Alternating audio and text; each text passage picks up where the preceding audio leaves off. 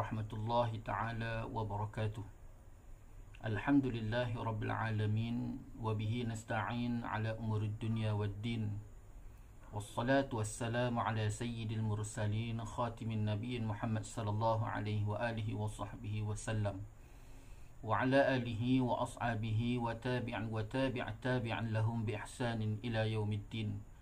Subhanaka la ilma lana illa ma 'allamtana innaka antal alimul hakim. Rabbi shrah li sadri wa yassir li amri wahlul 'uqdatam min lisani yafqahu qawli. Rabbi zidna 'ilma warzuqna fahma. Allahumma yassir wa la tu'assir. Rabbi tamim bil khair ya Fattah ya Alim, iftah lana futuhal 'arifin. Wala hawla wala quwwata illa billahil 'aliyyil 'azim. Wala hawla wala quwwata illa billahil 'aliyyil 'azim. ولا حول ولا قوة إلا بالله العلي العظيم أما بعد. قال الله تعالى في القرآن العظيم: أعوذ بالله من الشيطان الرجيم. بسم الله الرحمن الرحيم. ألم نشرح لك صدرك ووضعنا عنك وزرك الذي أنقض ظهرك ورفعنا لك ذكرك فإن مع العسر يسرا إن مع العسر يسرا فإذا فرغت فانصب وإلى ربك فارغب. Sadaqallahul azim.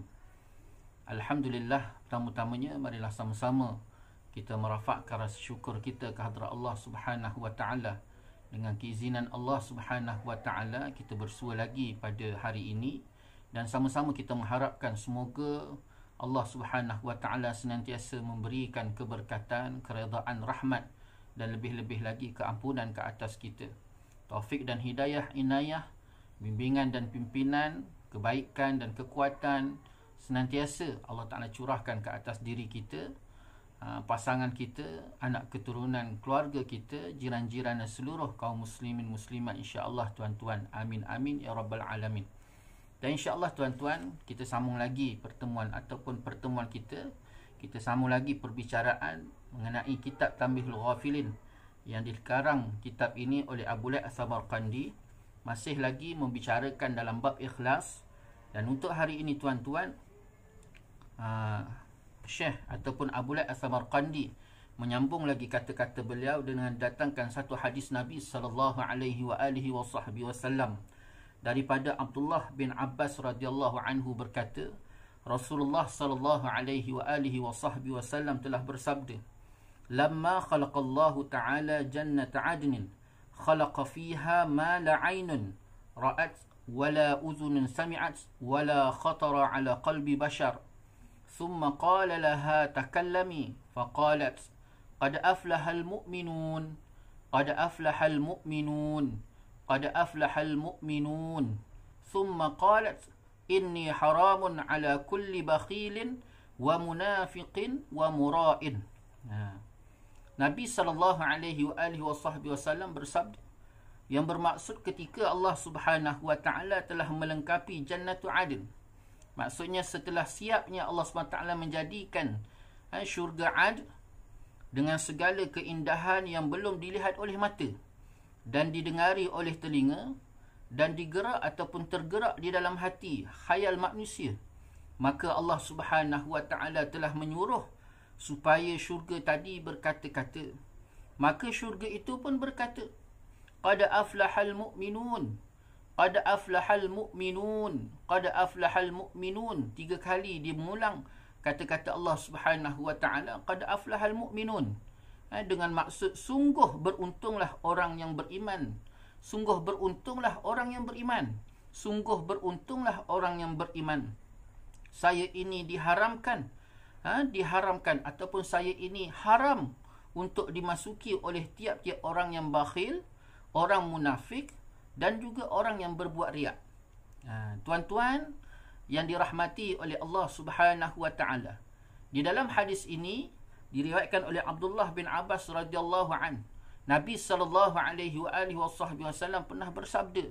Nabi menyebut bahawa Allah Subhanahu wa taala itu setelah dia menjadikan syurga Ad diperhiasi dengan hiasan yang sangat hebat, yang mana mata sendiri tak pernah melihat sesuatu sehebat perhiasan yang ada di dalam syurga Ad. Begitu juga telinga tidak pernah mendengar, hati sendiri tidak pernah menghayal apa yang ada di dalam syurga Ad. Betapa hebatnya hiasan yang telah dipersiapkan oleh Allah Subhanahu wa taala kepada syurga 'Ad. Lalu Allah Subhanahu wa taala memerintahkan kepada syurga 'Ad supaya berkata-kata. Lalu dia pun berkata-kata, qad aflahal mu'minun. Sungguh berjayalah orang-orang yang beriman. Sungguh berjayalah orang-orang yang beriman. Sungguh berjayalah orang-orang yang beriman. Beruntung orang-orang yang beriman. 3 kali tuan-tuan diulang kata-kata tersebut. Lalu ditutup ataupun disudahi kata-kata tadi, syurga 'Ad tadi dengan haram. Saya diharamkan ataupun saya diharamkan masuk oleh orang-orang bakhil, orang-orang kedekut dan orang-orang munafik dan juga orang-orang murak. Orang murak ni orang-orang yang riak. 3 golongan yang diharamkan oleh Allah Subhanahu wa taala masuk ke dalam syurga 'Ad. 3 orang, 3 golongan manusia yang diharamkan oleh Allah Subhanahu wa taala masuk ke dalam syurga 'Ad. Yang pertama sekali dalam hadis Nabi sallallahu alaihi wasallam ni tuan-tuan, Nabi menggambarkan betapa hebatnya syurga 'Ad tadi. Itu pertama. Istifadah yang pertama kita dapat daripada kata-kata Nabi sallallahu alaihi wasallam, Nabi menggambarkan betapa hebatnya syurga 'Ad ni. Sehingga Nabi sebut, Nabi kata ma la khalaqa fiha ma la 'ainun ra'at. Mata ni tak pernah tengok sehebat syurga 'Ad ni.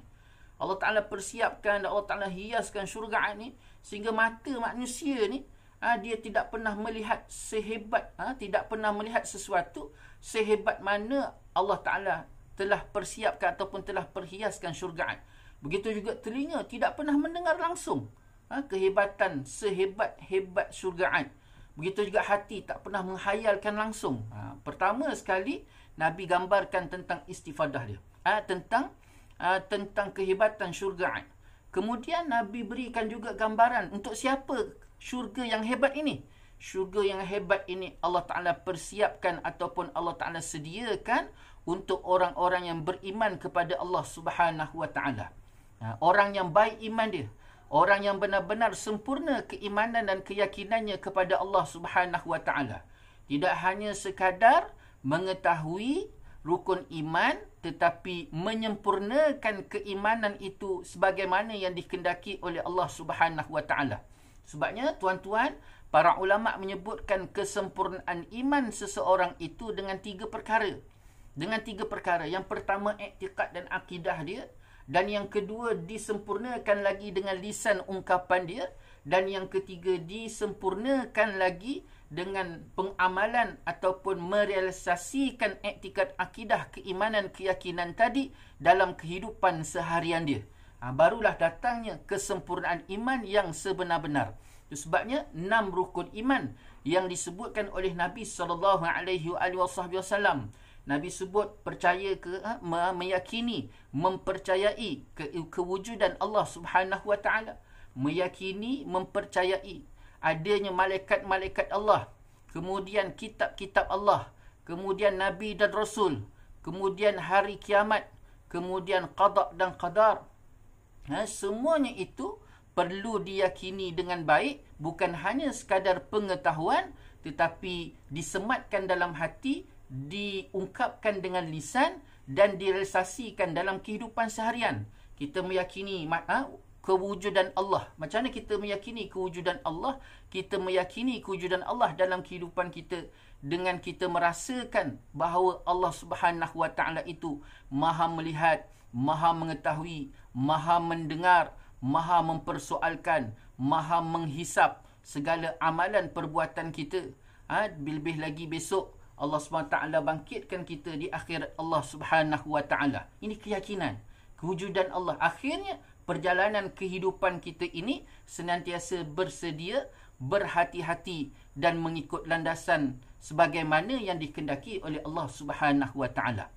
Itu sebabnya istifadah yang kedua daripada hadis Nabi sallallahu alaihi wasallam ini, Nabi berceritakan bahawa syurga Adnan ini disediakan hanya kepada orang beriman yang benar-benar berjaya. Maksudnya apa? Iman yang benar-benar baik kepada Allah Subhanahu wa Ta'ala. Kemudian yang ketiga, istifadah daripada hadis ini, Nabi sebut bahawa syurga Adn ini tidak dimasuki oleh 3 orang. Diharamkan 3 golongan memasuki syurga Adn. Yang pertamanya iaitu orang bakhil, orang kedekut. Orang kedekut ni tak masuk syurga Adn. Kenapa dia kedekut? Sebab dia rasakan harta tu harta dia punya. Sedangkan apa yang didatangkan oleh Allah Subhanahu Taala ini hanyalah sekadar pinjaman daripada Allah sebagai satu amanah untuk kita laksanakan ataupun kita sampaikan kepada yang sepatutnya. Tidak terjadinya sifat bakhil. Kerana orang beriman itu dia tidak ada sifat bakhil. Dia pemurah. Orang yang baik iman dia dapat dilihat dengan sifat pemurah. Dia ada sifat Ar-Rahman, sifat Ar-Rahim Allah yang ada dalam diri kita. Kenapa? Kerana baik keimanan dan keyakinannya pada Allah, lalu datangnya sifat Rahman dan Rahim. Dan mustahil orang beriman itu mempunyai sifat bakhil. Kemudian golongan yang kedua yang diharamkan oleh Allah Subhanahu Wa Taala masuk ke dalam syurga Adn, iaitu orang munafik, orang talam 2 muka. Orang munafik ni pelbagai ciri-ciri orang munafik digambarkan oleh Allah Subhanahu Wa Taala sendiri di dalam Al-Quran dan digambarkan juga oleh Nabi sallallahu alaihi wasallam di dalam hadis-hadis Nabi sallallahu alaihi wasallam. Kemudian golongan yang ketiga yang diharamkan oleh Allah Subhanahu Wa Taala masuk ke dalam syurga Adn, iaitu golongan riya, yang mana dia melaksanakan amal ibadah, ketaatan, kebaikan, amalan soleh sewaktu berada di dunia bukan kerana Allah Subhanahu Wa Taala, hanya semata-mata kerana manusia menunjuk-nunjuk ataupun mengagung-agungkan manusia, memperlihatkan, menzahirkan amalan soleh dia kepada manusia, tetapi tidak dizahirkan kepada Allah Subhanahu Wa Taala. Ulama sebut mustahil seseorang itu boleh menzahirkan amalannya pada manusia dalam keadaan dia menzahirkan amalannya pada Allah. Kalau seseorang itu dia menzahirkan amalannya pada Allah, pasti dia tidak akan dapat menzahirkan amalannya pada manusia. Pasti salah satu. Kalau diberikan amalannya pada Allah, pasti tidak akan amalan tadi diperzahirkan kepada makhluk. Jika dia perzahirkan ataupun menunjuk-nunjuk amalannya pada manusia, mustahil dia dapat menzahirkan ataupun mengagungkan Allah Subhanahu Wa Taala dengan amalannya tadi. Jadi itulah tuan-tuan, perlu diperingatkan terutama diri saya sendiri dan kepada tuan-tuan semua untuk sama-sama kita mengkoreksi diri kita, mencermin diri kita, segala amalan kita, kerja buat kita ini hanya pada Allah SWT atau sebaliknya. Maka kita sama-sama memperbaiki, menambah baik amalan kita dan meletakkan hadaf tujuan kita hanya semata-mata kerana mencari redha Allah Subhanahu Wa Taala. Insya-Allah kita senantiasa berada dalam pemeliharaan taufik dan hidayah Allah Subhanahu Taala, baik di dunia lebih lagi di akhirat Allah Subhanahu Wa Taala. Yang baik itu daripada Allah, yang tidak baik itu tunjuk kelemahan saya sendiri. Wabillahi taufik wal hidayah. Wassalamualaikum warahmatullahi taala wabarakatuh.